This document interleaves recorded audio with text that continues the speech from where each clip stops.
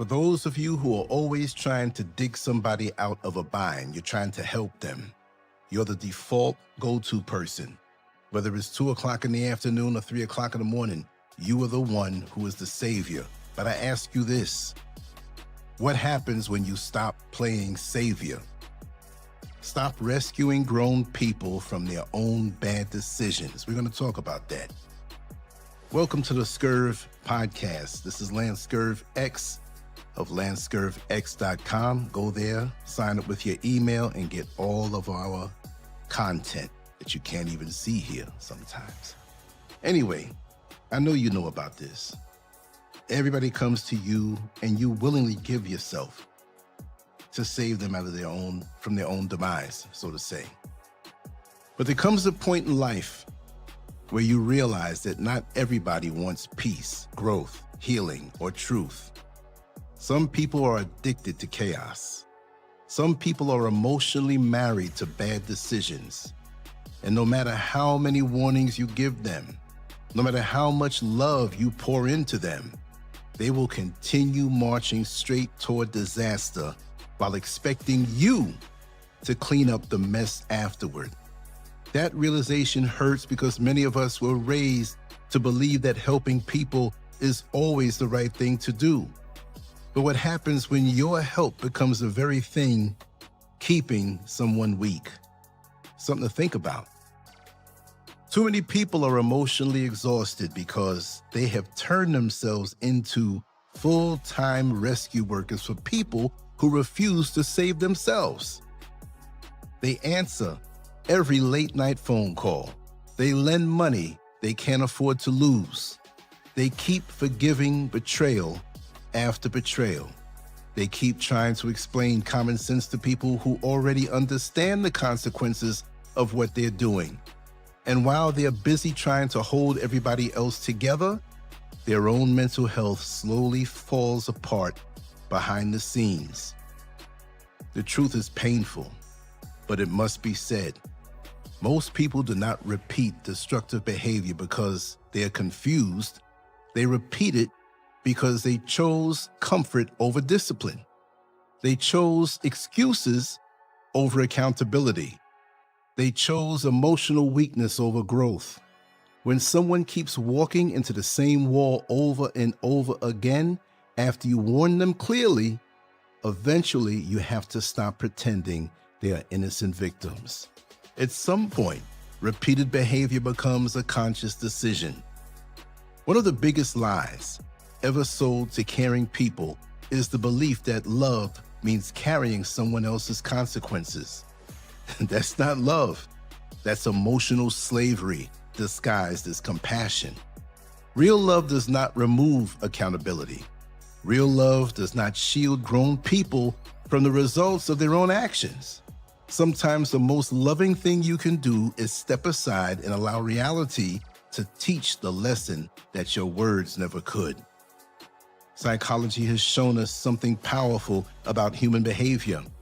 Advice rarely changes people. Consequences do. Pain leaves a mark on the mind that lectures never will.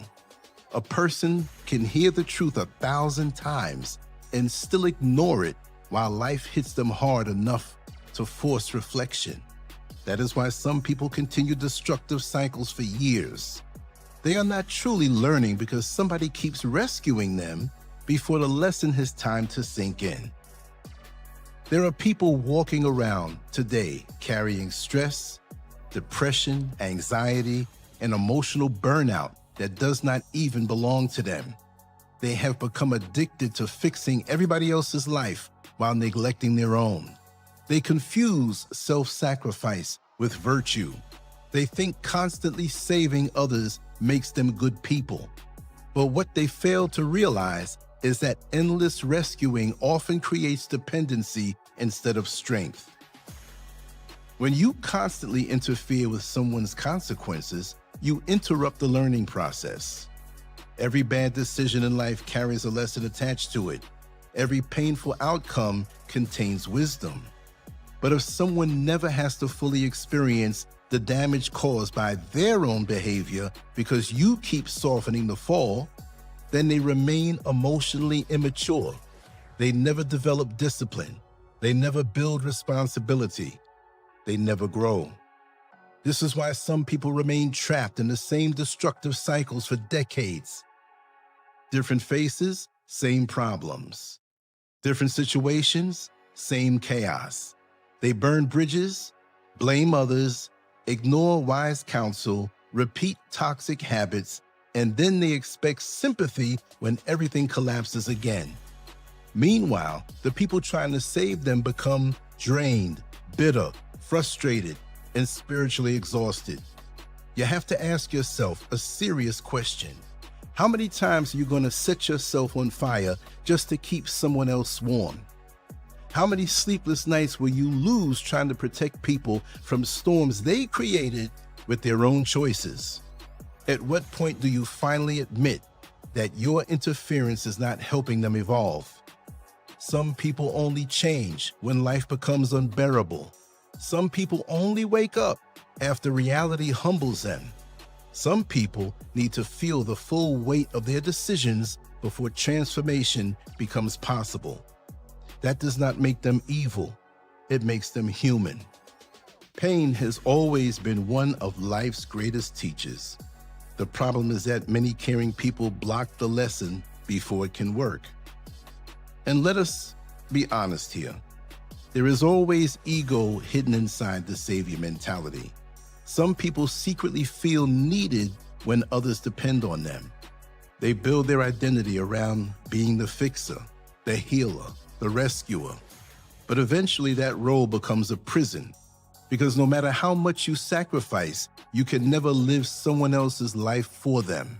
You can never grow for them. You can never suffer their lessons on their behalf. There's only one Jesus Christ. I had to slip that one in, right? So stop trying to be the savior.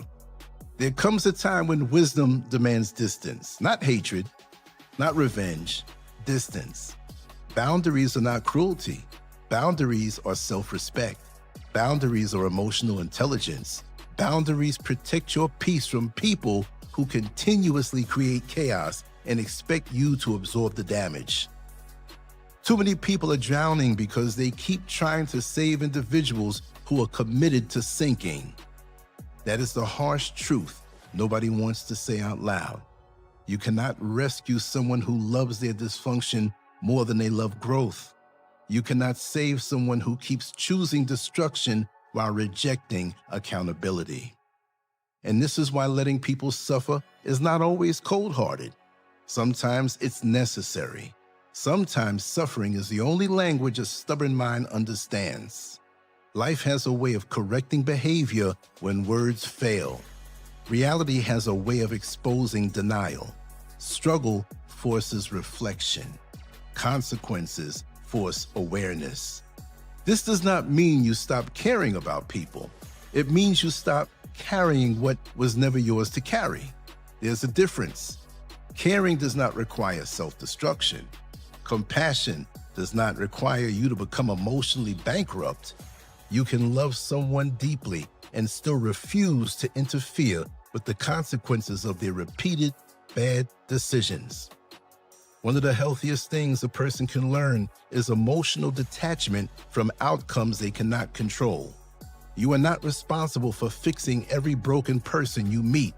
You are not required to bleed for people who refuse to heal.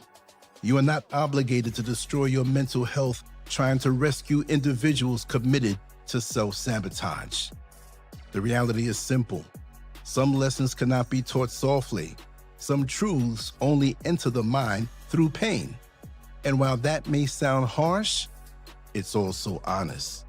Many people who are wise today became wise because life humbled them. Failure taught them. Loss taught them. Suffering taught them.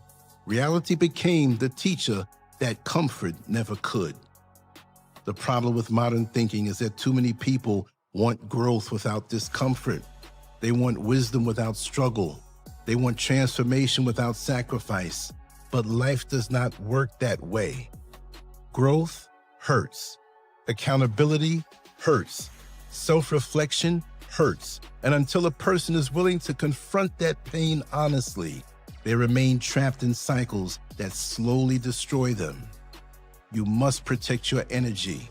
You must guard your peace, because the moment you make yourself responsible for everyone else's choices, your own life starts collapsing under the weight of burdens you were never meant to carry.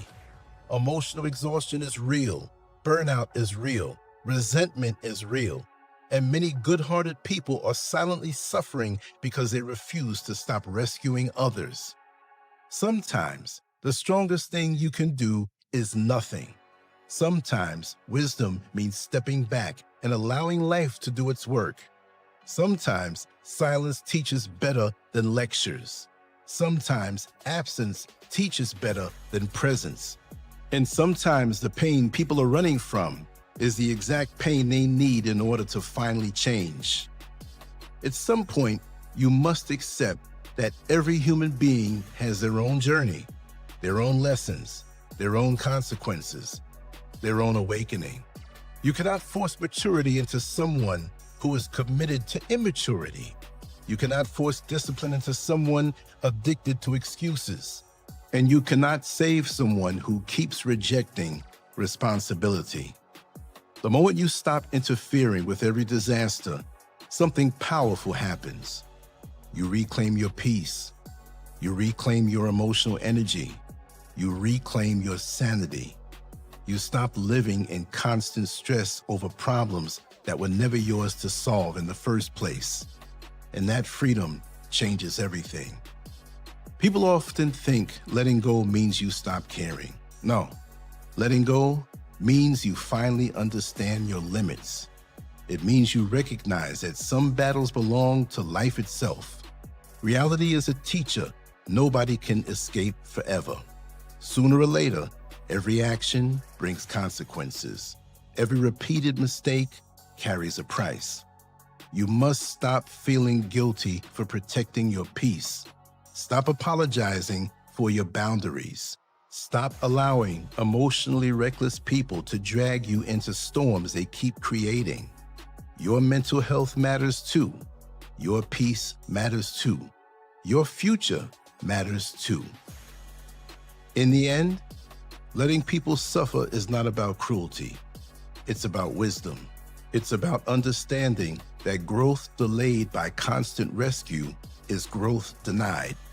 Some people will only rise after they fall hard enough to understand the damage they cause themselves. And until that moment comes, no amount of saving them will change anything. A healthy mind truly is a healthy life.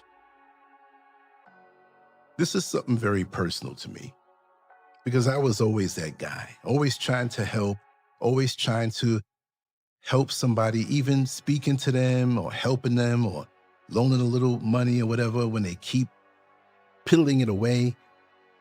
And it was me who was in stress. And they were skedaddling around like it was okay.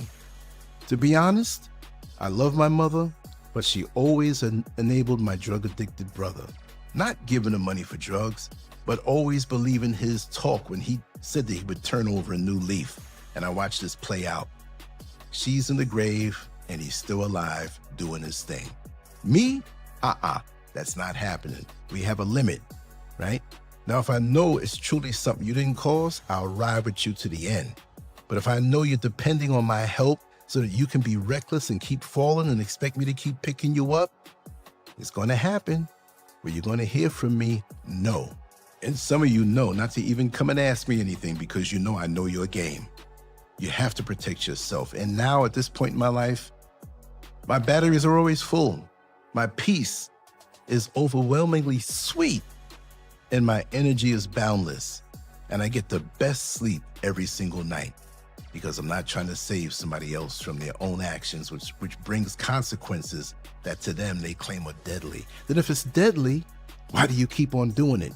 Hey, I'm gonna sit back with my popcorn and watch because I can't do nothing for you, man, like Flavor Flav used to say. Anyway, I hope this was entertaining and eye-opening at the same time, but sometimes you have to hear it bold, raw, and uncut, the Lance Scurv X way. This has been Scurv, the Scurv Podcast. lancescurvx.com. On to the next one. Much love to you all. Thank you for being here. Leave your comments. Peace.